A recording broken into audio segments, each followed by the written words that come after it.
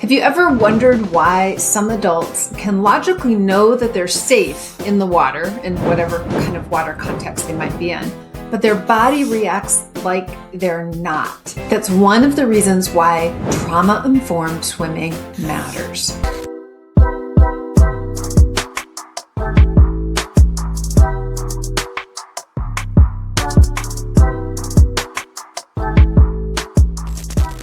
Now, when you hear the word trauma, sometimes we think like some extreme circumstances or extreme experiences, or there's something wrong with us.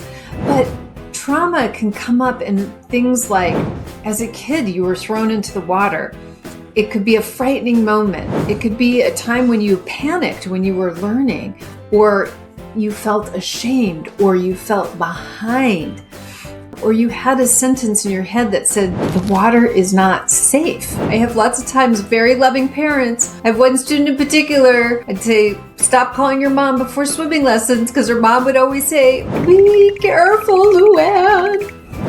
It didn't help. It instigated this kind of trauma response. So the important thing is, even when you want to learn to swim, your nervous system might be trying to protect you by holding on, by being tight, by freezing, by panicking, by exhausting, by feeling overwhelmed, by not realizing that you have air or you just got air and you can't connect to it.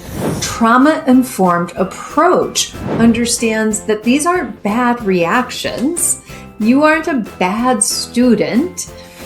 They are protective responses. When our body is responding in that way, it's essential that we give ourselves more choice, slow down the pacing, bring into the process awareness of our body, allowing for empathy, allowing ourselves to find places of calm so that you can have some real deep caring understanding for how your body works.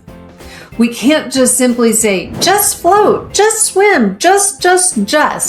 Anytime you hear a teacher saying, just put your face in the water, and your body seizes up, this is your cue to love on yourself, to bring deep, compassionate empathy for yourself. Oh, look how I'm trying to protect myself. I got it. I hear you. Thank you. Now, which part of putting my face in the water could I do? Which part does sound fun? Which is simple enough for right now? All right, you guys, if you want help, let me know. Pop in, take those online classes. We break those steps down for you. You have got this. Aloha.